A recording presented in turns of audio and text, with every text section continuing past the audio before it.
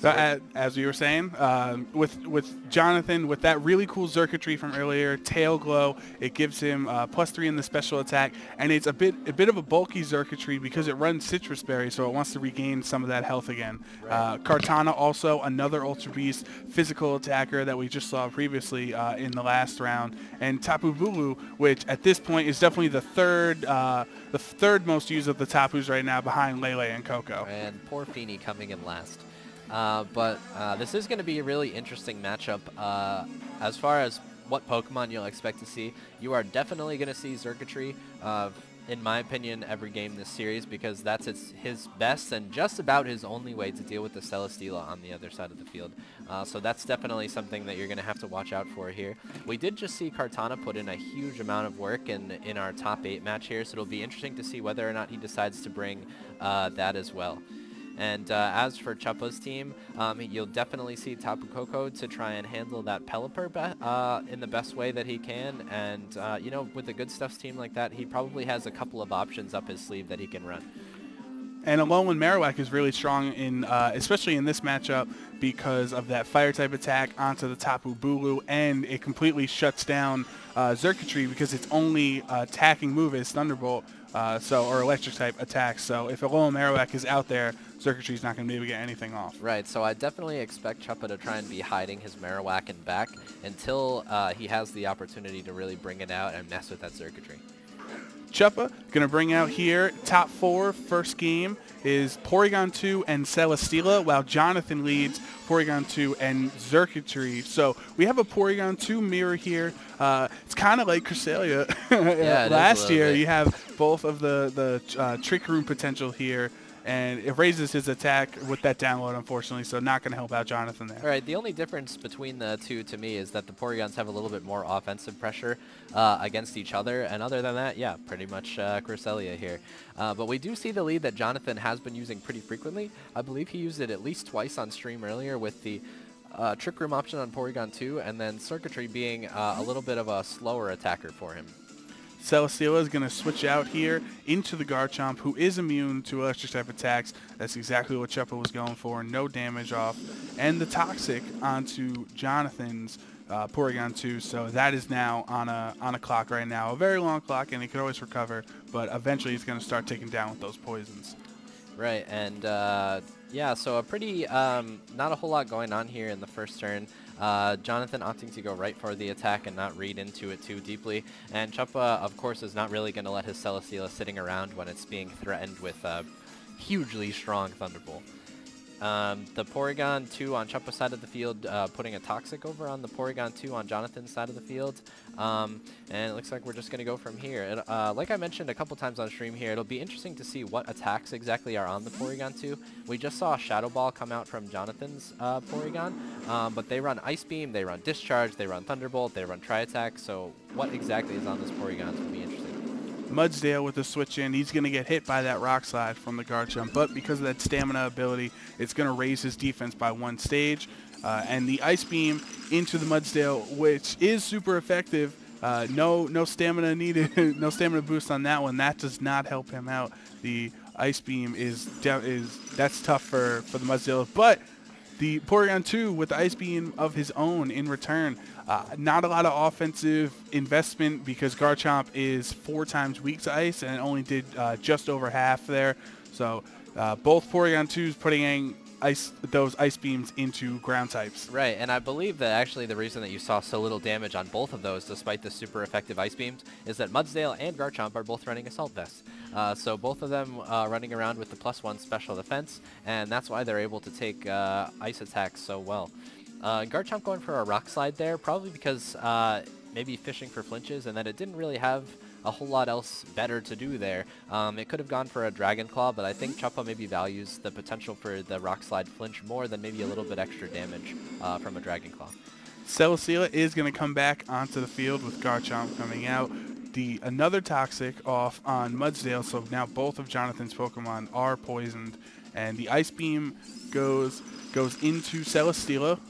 It does around 15-20%, not even, and the high horsepower into the close combat into Porygon 2 is super effective. does 50%. Another one, unless it's a roll, could get the knockout on Porygon 2 if he doesn't play it carefully. Right, so that's an interesting tech that I believe most Assault Vest Mudsdales tend to run some sort of a fighting move. I believe it gets access to Superpower as well. But interesting how little damage it does to that Porygon, despite being a super effective 120 base power move. Without the stab, but Porygon 2 is just so bulky. The Porygon 2 on Jonathan's side of the field able to get an Ice Beam off onto Celesteela, and that's really doing nothing, despite the fact that it's a neutral hit there. So it'll be interesting to see what's going to happen going forward. That Porygon 2 is definitely threatened by the close combat here, but Celesteela is in a great position, able to get up a substitute, maybe start getting some Leech Seeds off. There's not really a whole lot on Jonathan's side of the field that can be done to Celesteela. Celesteela not worried at all, just going to sit there and start tanking. Mudsdale switches out into the Xurkitree.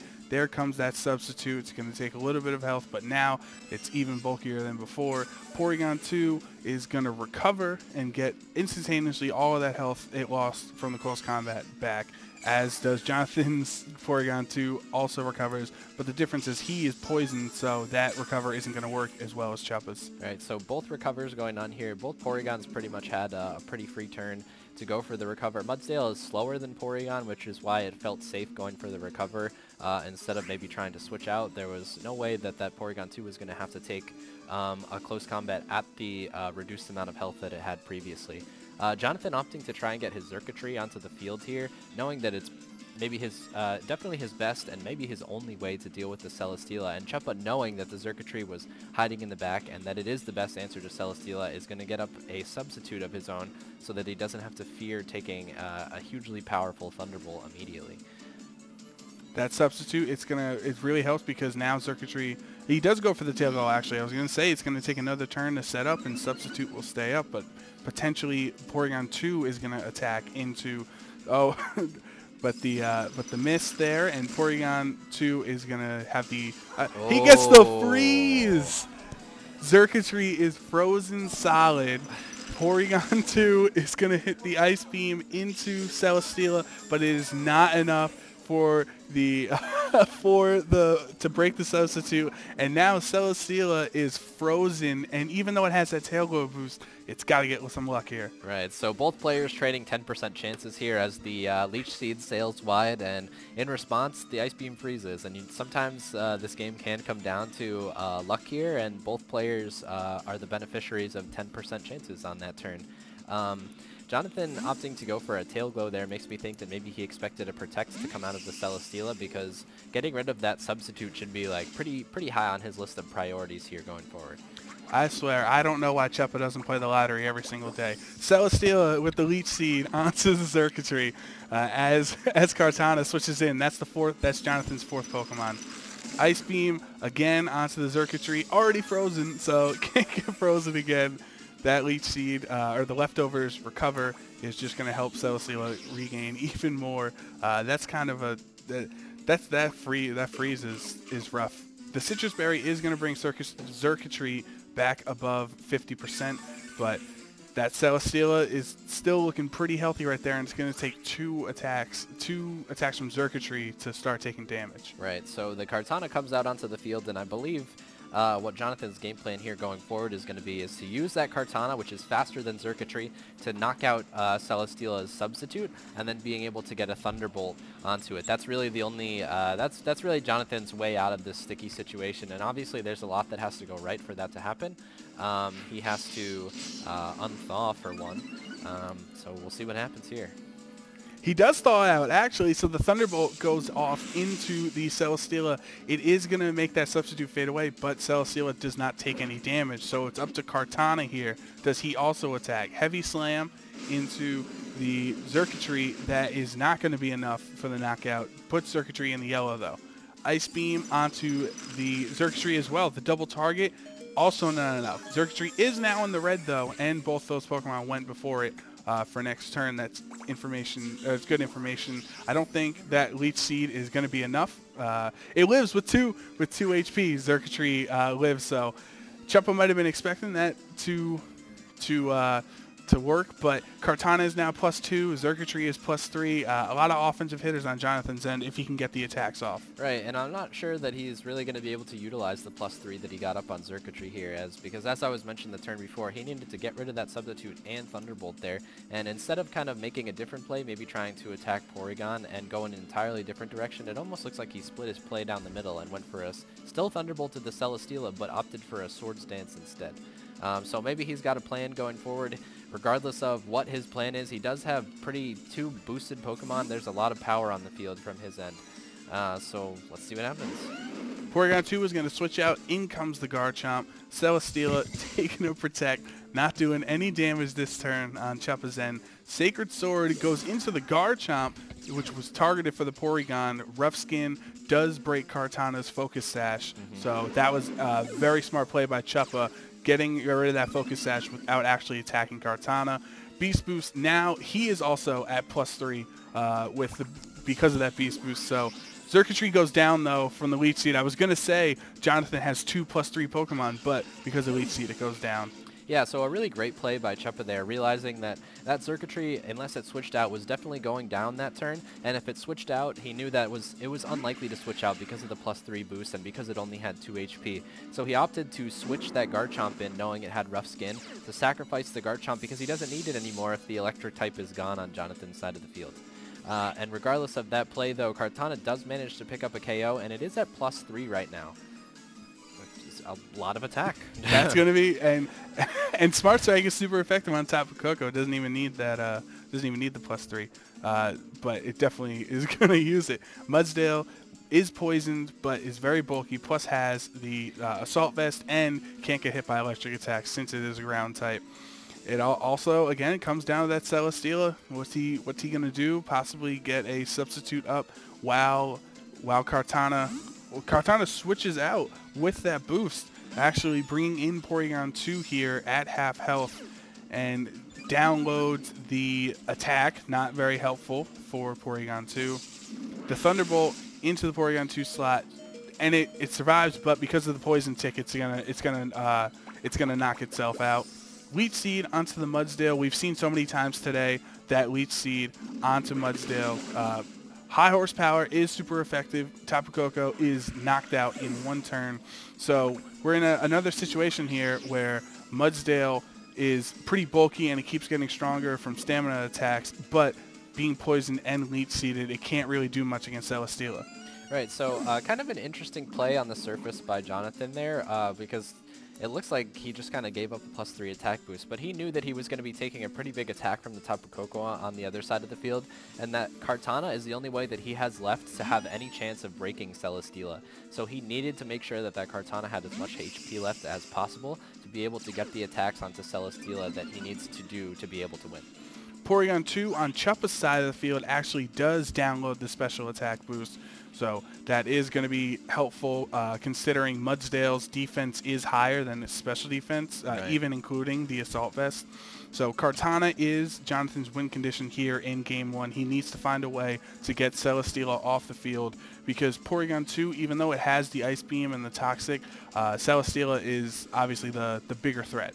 Yeah, definitely. And not necessarily a threat in the traditional sense that it's going to be doing huge damage if you leave it alone, but in the sense that it's not just going to go away if you leave it there. So Kartana not threatening any KOs right now, so Jonathan's going to have to figure out, maybe make a read and going forward figure out what his best way through that Celesteela is going to be. Sacred Sword doesn't even do 50% on that Porygon, so I would assume it was a roll last time when it did over 50. The Ice Beam into the Mudsdale, super effective. Assault Vest does not help because of that download boost. Celesteela getting the substitute off there. Leftovers, this is a common theme that we've seen. Celesteela just an absolute monster. Right. An Ultra Beast, if you will. An Ultra Beast, yeah, definitely. So it's down to Kartana against 2 here, and I think it's looking pretty bleak for the Kartana side of the field here. An Ice Beam and even a Heavy Slam for Celesteela, despite the fact that it doesn't do a ton of damage to the Steel type, is going to be enough to take out Kartana because of its really minimal bulk. I'm not really sure that Jonathan necessarily had a way out of that one unless he was allowed to get a close combat off with his Mudsdale. But he's basically just going to hope to live an attack here and get a Swords Dance off, and go from there. But it's pretty bleak with Celesteela sitting there with the substitute up. Right, it's going to take 2 hits to really start doing some damage on Celesteela. The Heavy Slam, not too much damage, but is a good amount, and Trick Room is going to go up. So now Kartana is slower than the Celesteela. So Celesteela's, those Heavy Slams each turn are going to go first, and eventually Jonathan's just he's gonna run out of HP and not really be able to handle Celesteela's substitute. Right. So that's pretty much it here. Both players are probably thinking about what's going to be going on in game 2. I think Jonathan definitely needs to think about how he's going to better manage that Celesteela, which Celesteela is going to finish this game with almost all of its HP. He hasn't really gotten a meaningful attack off onto it at all. So he definitely needs to think about, how am I going to get rid of this substitute and put myself in a position to Thunderbolt it? Because that's really his way out of this matchup, I think. So Chepa wins game 1 here in top 4 against Jonathan Melendez. And again, the other top 4 match is Josh Lorsey and Chris Danzo. We'll get you that information once that match is completed. Jonathan going to have to come back and win game 2 if he wants to force a game 3 and move on to the finals. And Lorsey won game 1, so he is also up in his semifinal match. With Jonathan, the Xurkitree, he was able to get it set up. He got the tail glow, but that freeze just absolutely neutered everything Jonathan was going for. And then it wasn't fast enough to get rid of the substitute and then take advantage of the Thunderbolt. Right, and I think Jonathan needs to think a little bit more about maybe thinking twice about going for those boosting moves, because he... I don't know about greedy, but he's definitely taking some liberties trying to get those boosts up, going for the Swords Dance, going for the Tail Glow. When on a couple turns in that game, it probably would have benefited him a little bit more to go straight for attack, to knock out the substitute, to get some damage onto Celesteela. So maybe he needs to kind of weigh the risk-reward of those boosting moves versus getting pure damage off. Yeah, that's...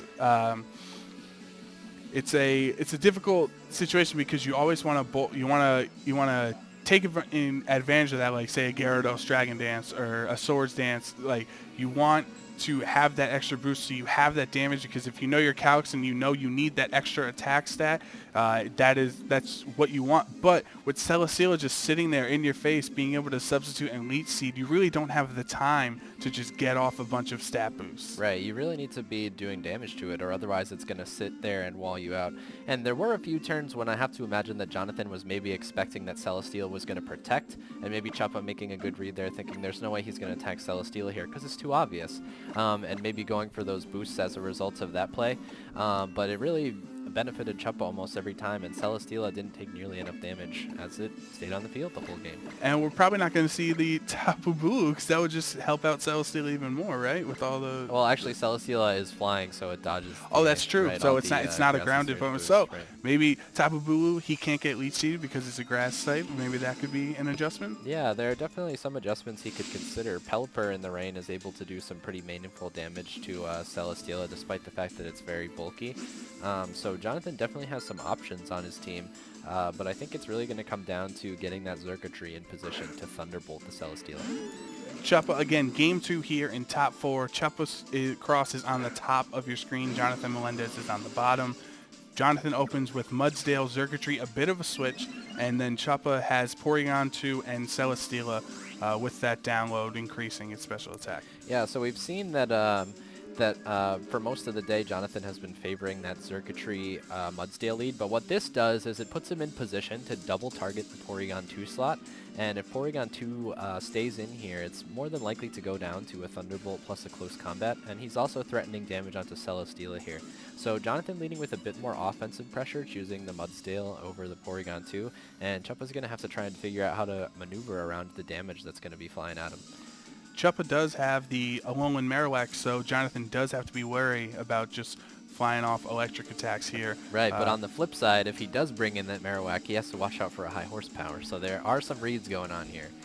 That's good. This is gonna be good. So no switch in here. Thunderbolt onto the Porygon 2 does just around 35%. Leech Seed onto the Xurkitree, gonna start slowly taking some damage. Avoids the Toxic though, where he was hit last time. High horsepower. It is stab, but it is, even with the critical hit, not even able to get Porygon 2 down to the red. Celesteela is going to take back some of those Leech Seed health, even though it's at full. And Chumpa's sitting there saying he doesn't even need to bring in the Marowak. Right. So Chumpa fearlessly going for a Leech Seed, not even switching in something to Lightning Rod. And Jonathan missed an opportunity there. You know, it was a great read by Chumpa to say, you know what, I don't think that he's going to go right for the Thunderbolt because it's too obvious to play. So Chumpa sits there with his Celesteela and gets off a Leech Seed. And the Toxic was missed on from Porygon too, so that would have been Leech Seed and Toxic damage on the Xurkitree. So Celesteela is actually going to switch out. Do we see the Marowak? Yes, we do. So if Xurkitree went for the Thunderbolt this time, Chumpa is going to have the upper hand, as he does. Lightning Rod comes in, no Thunderbolt. Porygon is going to live to see another turn unless... Oh, with the recovery, yeah, even a high horsepower is not going to be enough to knock out the Porygon 2. Recover puts him back in the green, and here is the high horsepower again. We saw it last turn. The last turn was a critical hit, so it does even less this time around.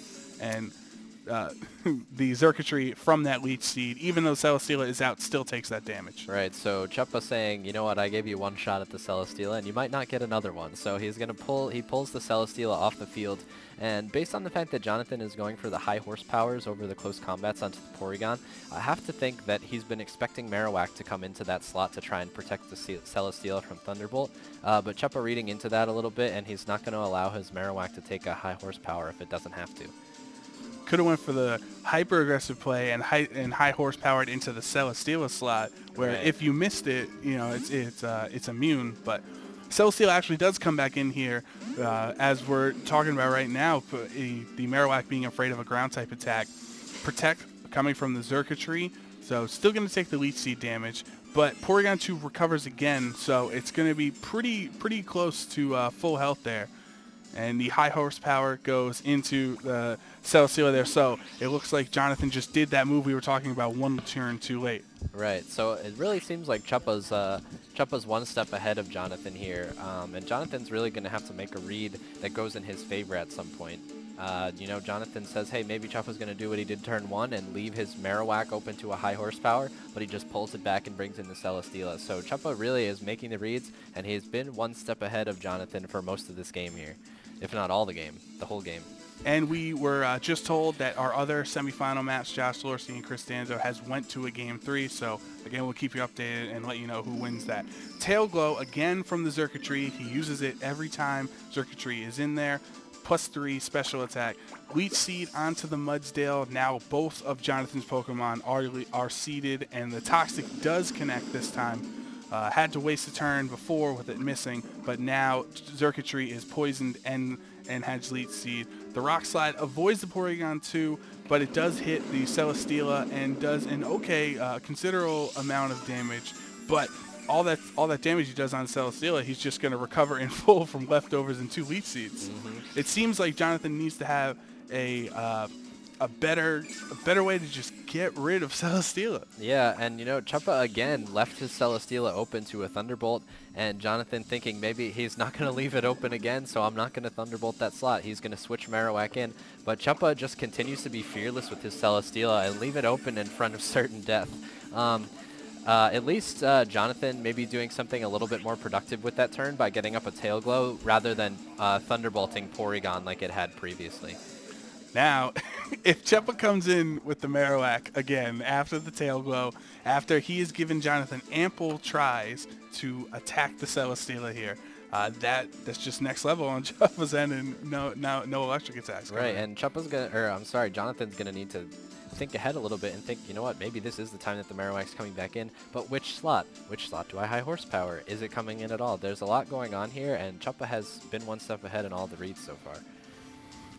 He does switch out the Celesteela. Is it for the Marowak slot? Or yes, Marowak comes in. Coming in. Jonathan, what did you high horsepower Marowak?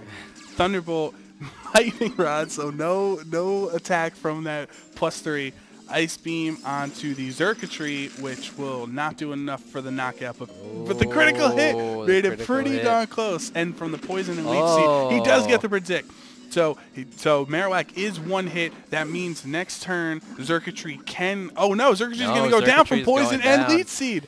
Oh, no. Oh, my goodness. Jonathan was finally able to get it set up. He got the prediction. He got Marowak down, but it took so long that Xurkitree went down from all of that tick.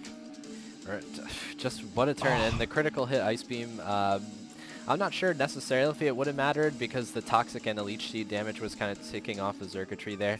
But I think Chuppa was thinking, you know, maybe I'm okay with the Marowak going down if the Zergatry goes down as well. So he was kind of trading a turn of Lightning Rod there for the Marowak. So Celesteela is it comes back in from that Marowak slot. Kartana on Jonathan's, and so we have two Ultra Beasts on the field right now. The physical attacker and Kartana. We've seen it have Swords Dance, so maybe it wants to boost up. But again, we've seen it time and time again. If you just let Celesteela sit there and get a sub up or a Leech Seed, even with that +2 boost from Swords Dance, it's going to be too late. Right, and just like last game, Kartana is kind of Jonathan's last hope against Celesteela here. So he's definitely going to need to kind of read into what Celesteela is going to be doing better than he did last game. Sacred Sword, critical hit onto the Celesteela, so Substitute is going to bring it down to pretty close to 25% there. Ice Beam onto Kartana brings it down to the Focus Sash, and high horsepower onto the Porygon 2 does a good amount there. So the Sacred Sword gets a lot of damage off onto Celesteela, but even that Substitute that it just put up, it's just going to regain from leftovers and Leech Seed. Right, and I don't think even the critical hit Sacred Sword is maybe even going to be enough here. All that Jonathan has in the back is a Porygon, and if Kartana goes down here, there's just no way that he has no way to break Celesteela's Substitute. And the Leech Seed's going to come out on Porygon. The Leech Seed continues to tick off Mudsdale here, and there's just really not going to be a whole lot that Jonathan can do. So there is the Sacred Sword on Celesteela that will break the Substitute, but does Porygon attack the car? Oh, well, Porygon doesn't even need to because Celesteela takes care of itself. So Kartana has been knocked out. We know Jonathan's last Pokemon is the Porygon 2. Beast Boost is going to raise the special defense and not the attack like many other Celesteals we've seen. Recover, going to take back all that damage it just took last turn. And Mudsdale with the close combat onto Celesteela, and and it survives! Oh, Celesteela! Oh my goodness! It is so bulky. Oh wow! Of course, it is not stab from Mudsdale, but that was close. I think Jonathan would have liked to have still one of Chuppa's crits and put it on Celesteela. Goodness, so close, and that was Jonathan was that close to escaping what was becoming an increasingly hairier situation. So I'm not sure that he really has a way that he's going to be able to break this Celesteela anymore, as it's free to protect here, get some health back, and then it can just start setting substitutes up, as I believe it's faster than all of Jonathan's side of the field. And even if Celesteela went down there, the Porygon 2 does have that special attack buff and the super effective Ice Beam onto the Mudsdale. Right, and Chuppa has a Pokemon in the back that we haven't even seen yet. Right, so Chuppa is still decisively in the lead, even if Celesteela went down. Right. But it didn't, of course. But I mean, knocking out the Celesteela would have felt good, if nothing else. Yeah, bragging rights. Protect on the Celesteela. There's that Ice Beam we were talking about. Does get the knockout regardless of that Assault Vest on Mudsdale. It's Porygon 2 versus the world, and I don't think he's going to be able to pull this one off here. And Lorsey, so Josh Lorsey won Game 3 in our other semifinal match. So as of right now, it's Lorsey, the #1 seed in the final. And what it looks like is going to be pretty certain he will be going up against Chuppa Cross. Yeah, and it looks like Jonathan will forfeit here. So our finals match is going to be a rematch of top 4 at Philadelphia. But second of all, what kind of techs do you have? What items are you running that's different than people might expect? What kind of moves do you have up your sleeve that maybe your opponent won't see coming? And how are you going to adapt to playing against a team that's so similar to your own? So definitely something to keep in mind going forward. We will highlight some of the differences as we go forward between some of the Pokemon that we'll see here, kind of as it arises as we go through this game. So the two players are in champion select. My goodness, they are in team select right now, and they're kind of already trying to plan out what's the best way that I can deal with the opposing team. Well, some things we know, the Hydro Vortex on the Gyarados does a lot of damage to Tapu Koko, especially if it gets that Dragon Dance off. Most likely, depending on the EVs, but most likely it is going to be able to take out that Tapu Koko entirely. So both players have Gyarados and Tapu Koko on their team, so that's going to be important. With both having Marowak and Celesteela, and fun fact, they were also born in 1997, so they are very similar look at players. all the similarities. Oh my goodness. So we're jumping right into it here. I'm so excited. This is awesome. Let us know in the chat who you guys want to win, Josh Lorsey or Chuppa Cross. Either way, it's going to be a fantastic match.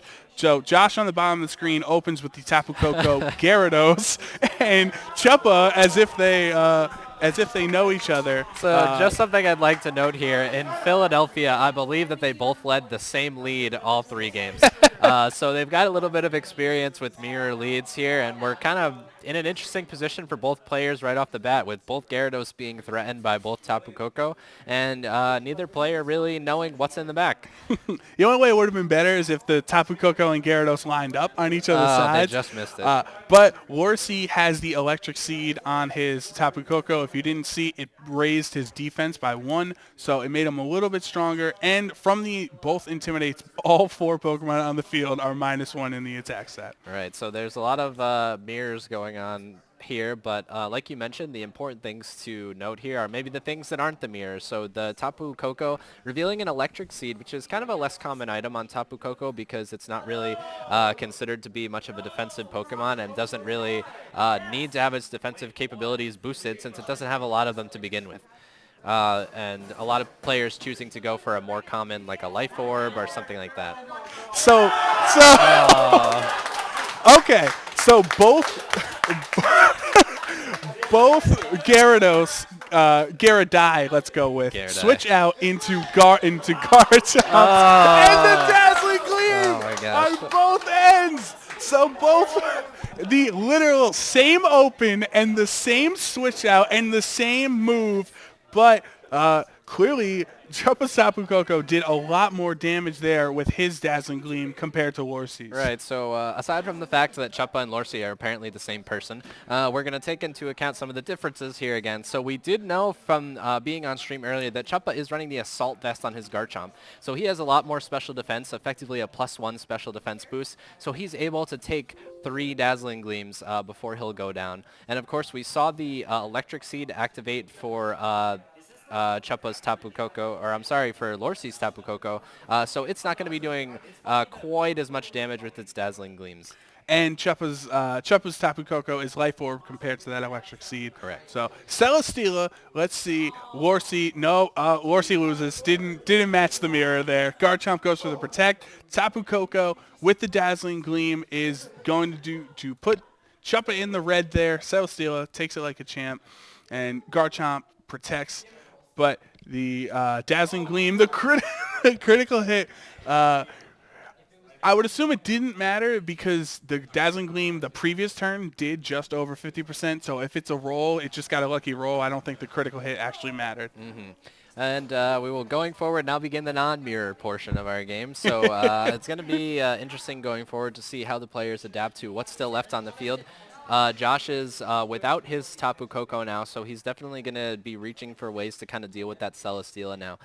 If he has a Marowak in back, I would expect that we see it come out right now because it deals really well with the 2 Pokemon that are on the field, threatening a KO onto the Celesteela and a KO and reducing the damage of the Tapu Koko.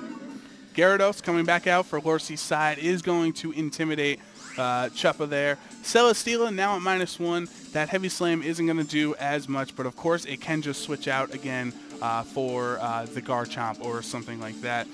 On this side, Tapu Koko is going to go down either by getting attacked or if it gets a strong attack off, Life Orb Recoil will take itself out. So this is most likely Chuppa's last turn with Tapu Koko unless it protects, of course.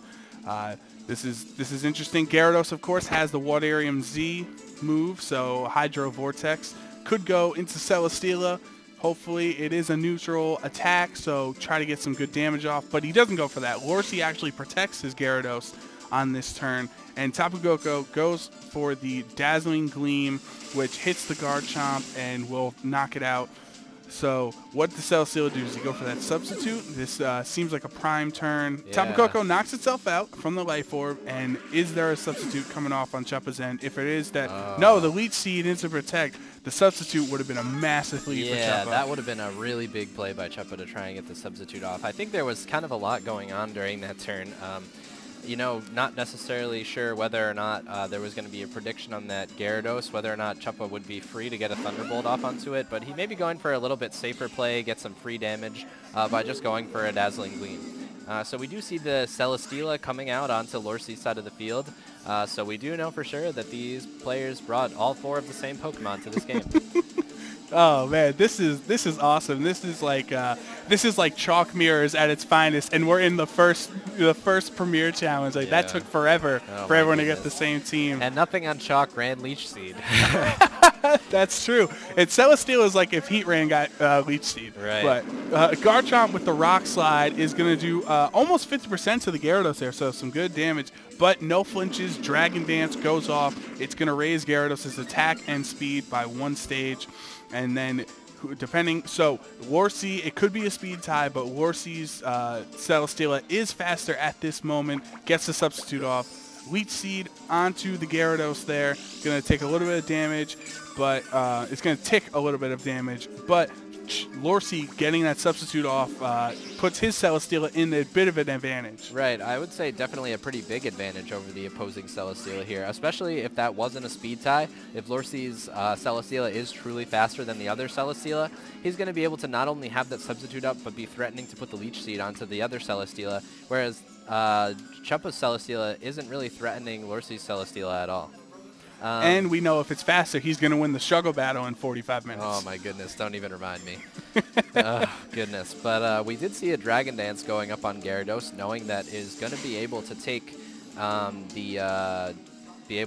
a Rock Slide. And it looks like Chuppa's Protect there on Celesteela is going to be a good call, because I would fully expect this Hydro Vortex to be going into the Celesteela slot right now. Hydro Vortex, Lorcy trying. I heard a oh no out loud with those waves. Can't wave through the Protect there. Goes to the Garchomp actually. So that is a resisted hit because of. No, it's neutral. Oh, neutral because of ground. I apologize. Right. So it's a neutral hit plus the Dragon Dance being +1 definitely takes care of the Garchomp there, but takes a little bit of the rough skin damage. Celesteela again. We've seen Chuppa just let the Celesteela just live, and right. in definite threat situations, just keeps it around. Right, so it was kind of interesting there what Lorcy decided to reveal he was carrying on his Gyarados. A lot of Gyarados do carry Ice Fang, which you would think, hey, if he's going to attack that Garchomp, he's probably going to use an Ice Fang on it. So maybe he's opting to reveal that he is carrying the Water EMZ versus what his final move is. There are Gyarados that run stuff like Taunt, Thunder Wave, they can run Earthquake, Stone Edge, so maybe he's trying to keep that knowledge to himself going forward here. Well, we do have 3 games to find out every.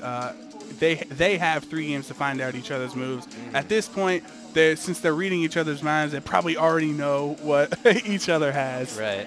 And that is the most common set on Gyarados right now, is the Dragon Dance, Waterfall, Ice Fang, and there's the Ice Fang. There is that Ice Fang, as Brendan knew. He's just the best. He always knows what's about to happen. Waterfall onto the Celesteela will be enough to break the substitute. Yes, it is enough. So Lorcy sub is now gone. Oh. But Gyarados avoids the Leech Seed. Unfortunately for Lorcy, Heavy Slam is not going to be enough. It does put Gyarados in the red there. But Lorcy not being able to get the Leech Seed off there and losing its sub. All right, so Chuppa opting to try and go for some attacks onto that Gyarados, maybe hoping he'd be able to knock it out with the Leech Seed, and it just misses Leech Seed range there. An interesting choice, like I was saying, to go for that instead of trying to get some Leech Seeds up onto the opposing Celesteela after breaking the sub. So maybe thinking that if he was able to get that Gyarados, he might prefer the 2v1 rather than have to absolutely necessarily leave it to a Celesteela 1v1. Double Protect on Chuppa's side of the field. Are we going to see the same thing? Nope. The Waterfall into the Protect, and then Celesteela goes for a Leech Seed. So Lorcy was double targeting the Celesteela there. Right now, Gyarados is going to go down because of that Leech Seed. So if it lived another turn, that could have possibly helped Lorcy, but now it is just Lorcy Celesteela versus a Celesteela and Gyarados. And we do know that Lorsi Celesteela is faster, but it is look like he's just going to go for the forfeit here. He doesn't really have a great chance here at playing a 2v1 with his Celesteela, and maybe he's just saving the viewers a little bit of pain and torture here. Hey, we respect Lorsi for that. He understands there's an audience. Again, over 1,000 viewers on Twitch at our max. That's our max that Liberty Garden we've ever had. So that's just an awesome, Thank you guys. Awesome time. Thanks for tuning in. We hope we're giving you a good show.